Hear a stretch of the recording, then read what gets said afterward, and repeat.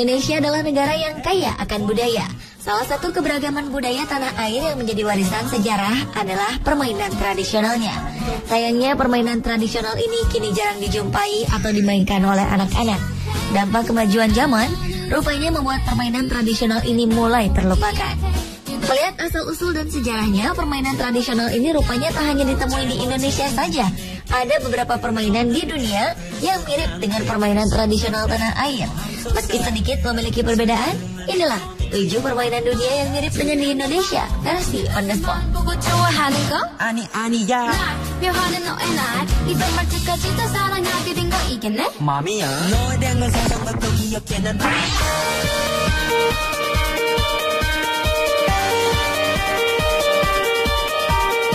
Permainan pertama adalah Gostra. Gostra adalah sebuah permainan tradisional dari Republik Malta. Sepintas, permainan ini mirip dengan panjat pinang yang populer di Indonesia. Permainan Gostra sendiri biasa sering dimainkan ketika hari Minggu terakhir di bulan Agustus. Para pemuda pemberani akan bersaing mengambil bendera yang berada di puncak tiang. Permainan Gostra dimainkan sebagai bentuk penghormatan terhadap Saint Joseph dan Saint Julian. Jika pada panjat pinang, tiang yang digunakan ditancapkan secara vertikal, maka tiang pada permainan Gostra ini dipasang miring dengan sudut kemiringan 45 derajat. Perbedaannya lagi, jika panjat pinang dilakukan dengan memanjat, maka Gostra dilakukan dengan cara berlari di atas tiang ataupun bergelantungan di tiang sampai menuju ujung tiang. Tujuannya adalah mengambil bendera yang ditancapkan. Yang membuatnya mirip antara panjat pinang dan Gostra adalah dalam permainan ini tiang yang digunakan sama-sama diberi pelicin. Gostra menjadi daya tarik tersendiri di akhir bulan Agustus bagi masyarakat Malta dan wisatawan.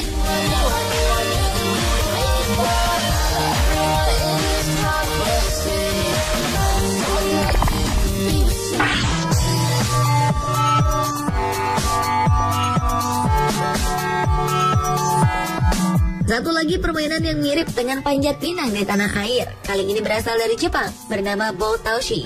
Bedanya, permainan ini jauh lebih ekstrim dibandingkan dengan panjat pinang. Pemain dibagi dalam 2 tim, yang masing-masing beranggotakan puluhan orang. Salah satu tim ditugaskan untuk memasang tiang dan mempertahankannya. Sementara tim lainnya akan bergerak menyerang untuk merebut tiang tersebut. Proses perebutan inilah yang berlangsung ekstrim dan berbahaya. Kedua tim saling jegal demi menguasai tiang. Kegiatan Boutoushi dimulai sejak tahun 1954 hingga 1955. Awalnya, tim penyerang hanya perlu menurunkan tiang kayu pada sudut 45 derajat. Tetapi pada 1973, aturan dimodifikasi untuk menurunkan tiang hingga 30 derajat. Pemain menyerang hanya memiliki sekitar 2,5 menit untuk menurunkan tiang.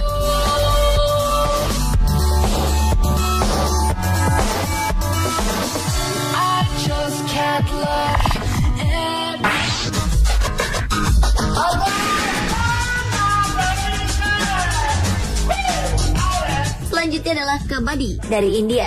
Sepintas, permainan ini mirip dengan gobak sodor di negeri kita. Perbedaan yang sangat mencolok terletak dari acara bergulat yang ada pada kabaddi. Tentu saja, gobak sodor tidak memakai acara bergulat. Kabaddi sendiri telah dimainkan sejak 4.000 tahun lalu. Awalnya, kabaddi adalah permainan raket jelata yang dimainkan oleh penduduk di desa-desa India. Permainan olahraga ini merupakan perpaduan antara rugby dan gulat.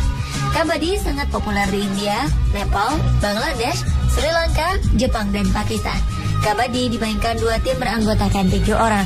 Kedua tim bertempur untuk memperoleh nilai tertinggi. Setiap tim berusaha mempertahankan daerahnya dan membuat lawan melakukan kesalahannya. Dalam pertandingan, setiap tim mengirimkan seorang untuk maju ke garis lawan. Ia harus mampu menembus benteng lawan demi memenangkan pertandingan. Jika gagal, ia harus keluar lapangan. Hampir mirip dengan pertandingan gobak sodor.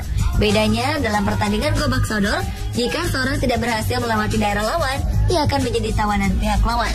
Kini, kabaddi telah berkembang menjadi salah satu cabang olahraga yang dilombakan di Olimpiade.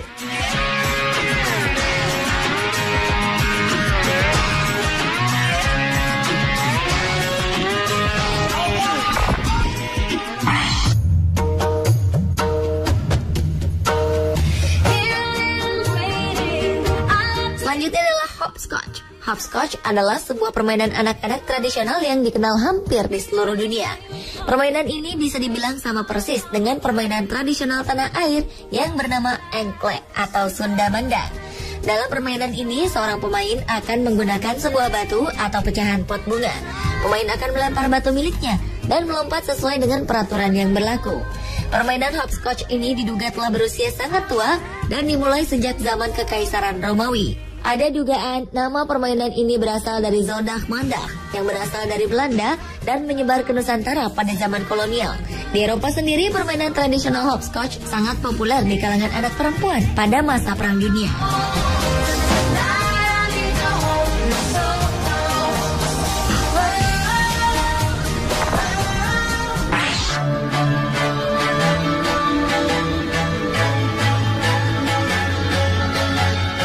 Selanjutnya adalah Mancala.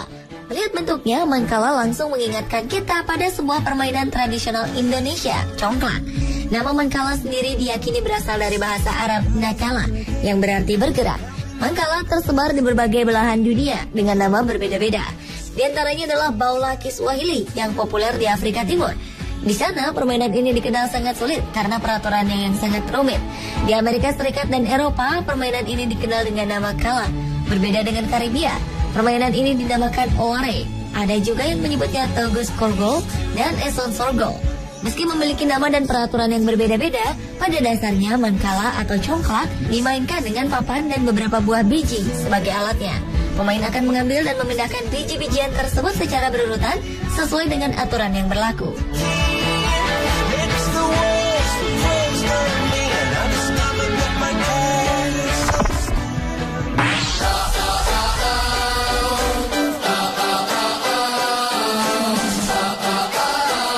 Selanjutnya adalah Agawan Bass, permainan tradisional anak-anak asal Filipina. Sekilas, permainan ini mirip dengan bentengan yang ada di tanah air. Cara dan peraturannya pun tak jauh berbeda.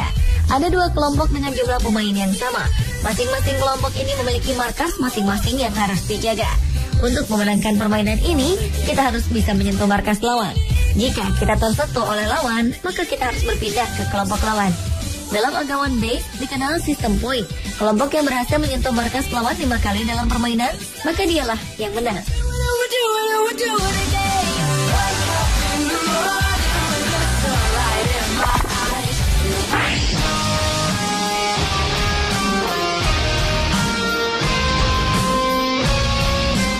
Volley atau volley kaki merupakan permainan bola yang terkenal di Brazil. Sebagian orang mengatakan bahwa foot volley merupakan kolaborasi antara volley dan sepak bola.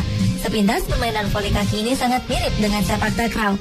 Bedanya tentu saja terletak pada bolanya, di mana sepak takraw menggunakan bola yang terbuat dari rotan.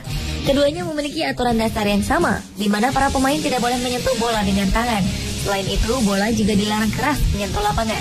Apabila bola menyentuh lapangan, maka lawan akan mendapatkan poin.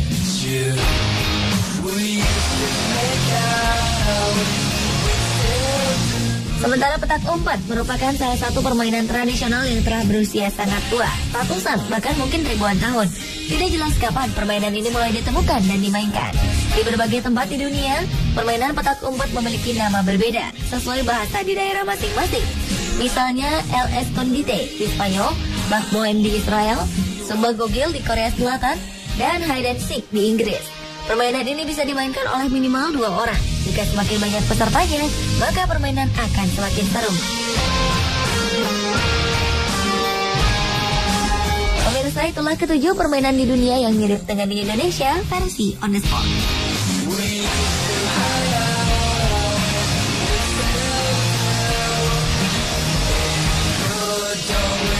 Nothing